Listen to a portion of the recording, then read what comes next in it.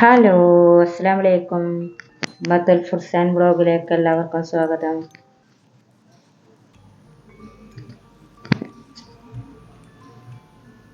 ഇന്ന് ഞാൻ വന്നിരിക്കുന്നത് രാവിലെയും വൈകുന്നേരത്തും ഒക്കെ കഴിക്കാൻ പറ്റിയ നല്ലൊരു റെസിപ്പിയുമായിട്ടാണ് കേട്ടോ. നല്ല ടേസ്റ്റിയായ സിമ്പിളായി ഉണ്ടാക്കിയെടുക്കാൻ പറ്റുന്ന റെസിപ്പിയാണ് കേട്ടോ. അതിന് 2 കപ്പ് ആട്ടപ്പൊടിയാണ് എടുത്തിരിക്കുന്നത്. 2.5 കപ്പ് വെള്ളം ഒഴിച്ച് കൊടുത്തിട്ടുണ്ട്. എന്നിട്ട് നന്നായി ഇളക്കി കൊടുക്കുക കേട്ടോ.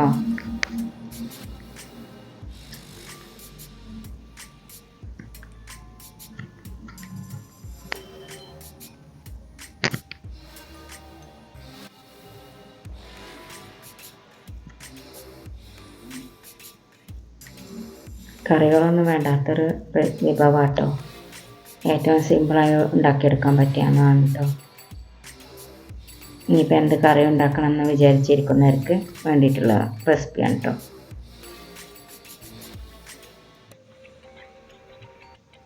കുട്ടികൾക്കാണെങ്കിലും വലിയവർക്കാണെങ്കിലും ഒക്കെ ഇഷ്ടപ്പെടും കേട്ടോ. നല്ല ടേസ്റ്റിയായ റെസിപ്പിയാണ്.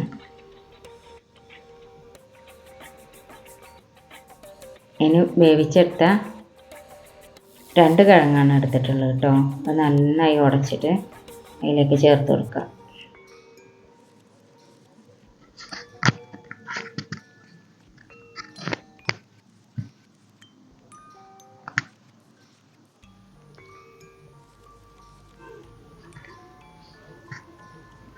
രണ്ട് വേപ്പിൻ്റെ ഇല, 1 പിടി മല്ലിയില, 2 സ്പൂണ് ചില്ലി ഫ്ലക്സ്, 1/2 സ്പൂൺ ഉപ്പ് ഒക്കെ ചേർത്തിട്ടുണ്ട് കേട്ടോ. എരി ആവശ്യമുള്ളവർക്ക് ചില്ലി ഫ്ലക്സ് ഞാൻ ഉണ്ടാക്കിയതാണ്. കാശ്മീരി ചില്ലിയുടെയാണ് കേട്ടോ. അതുകൊണ്ട് എരി കുറവാണ്. അതുകൊണ്ട് 2 സ്പൂൺ. എരി കുറവ് വേണമെന്നുള്ളവർക്ക് 1 സ്പൂണൊക്കെ ചേർത്താൽ മതി കേട്ടോ.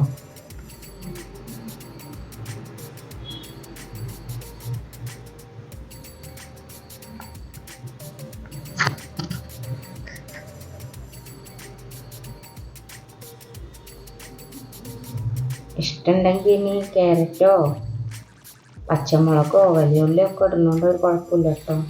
സവാള അല്ലേ, അതൊക്കെ ചെറുതായി അരിഞ്ഞ് ഇട്ടാൽ ഒന്നും കൂടി ടേസ്റ്റ് കൂടും കേട്ടോ.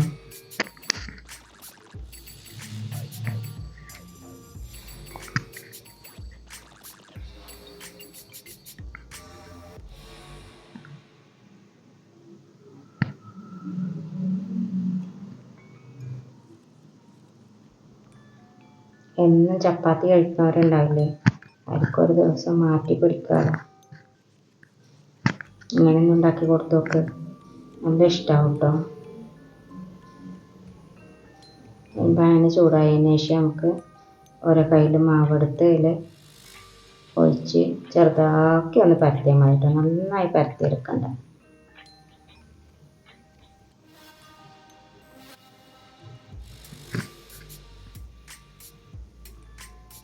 എന്നിട്ട് തിരിച്ചു മറിച്ചിട്ട് നമുക്ക് ചുട്ടെടുക്കാം കേട്ടോ.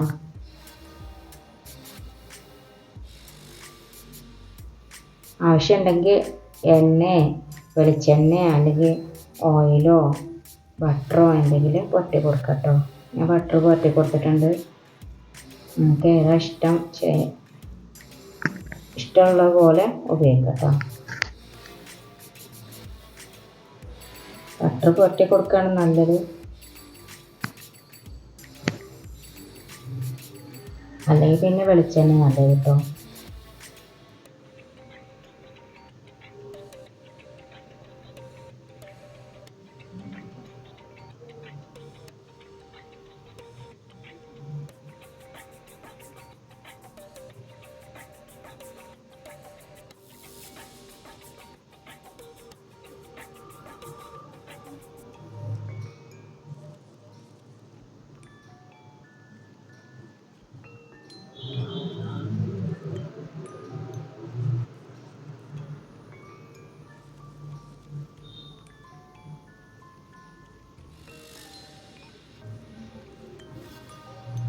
വൈകുന്നേരം ചോറ് കഴിക്കാതെ ഇങ്ങനെ ഒന്ന് ഉണ്ടാക്കി കഴിച്ച് നോക്കട്ടോ.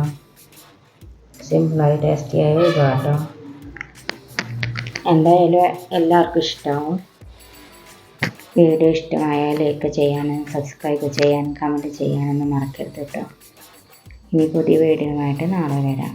ബായ്.